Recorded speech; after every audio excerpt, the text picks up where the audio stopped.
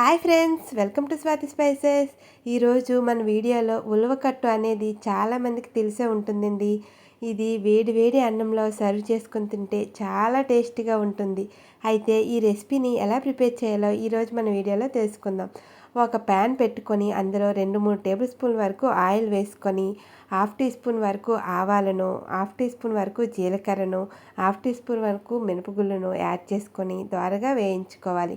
ఇందులోకి ఒక పెద్ద సైజు ఆనియన్ని పొడవుగా ముక్కలుగా కట్ చేసుకొని యాడ్ చేసుకోండి. గుండుగా తరిగిన అల్లాన్ని, అచ్చకాపచ్చగా దంచిన వెల్లుల్లిపాయలను కూడా యాడ్ చేసుకొని ఈ ఆనియన్స్ అన్నిటిని కూడా చక్కగా వేయించుకోవాలి. 2 రెమ్మల కరివేపాకుని కూడా యాడ్ చేసుకొని చిటపటలాడే వరకు వేయించుకోవాలి. ఒక పచ్చిమిరపకాయని చీల్చి దాన్ని కూడా యాడ్ చేసుకోండి. ఇలా మొత్తాన్ని వేగేలోపు ఒక పెద్ద సైజు నిమ్మకాయ చింతపండు రసాన్ని తీసి పక్కన పెట్టుకోండి.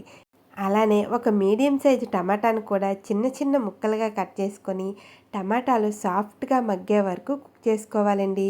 ఇలా టమాటాలను కుక్ చేసుకోవడానికి ముందుగా కొద్దిగా సాల్ట్ యాడ్ చేసుకుంటే చాలా చక్కగా తొందరగా మగ్గిపోతాయి.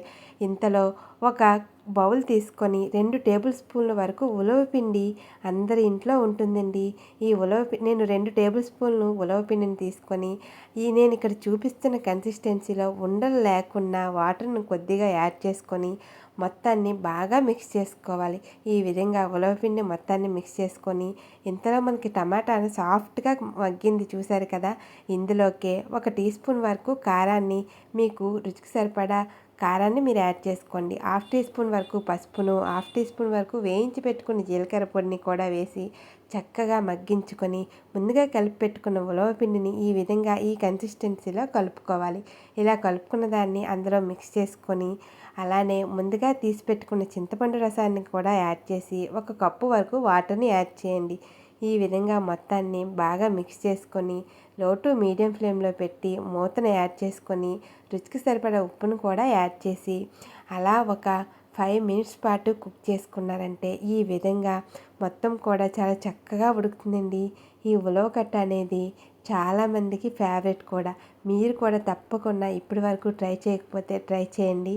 చాలా కమ్మగా ఉంటుందండి. వేడి వేడి అన్నంలో ఇలా వేసుకొని తింటే కూర కూడా అవసరం లేదు. చివరిగా గుండగా తరిగిన కొత్తిమీరని యాడ్ చేసి ఈ కన్సిస్టెన్సీలో ఉన్నప్పుడు స్టవ్ ఆఫ్ చేసేస్తే అది చల్లారేసరికి కొద్దిగా దగ్గర పడుతుంది. Thanks for watching.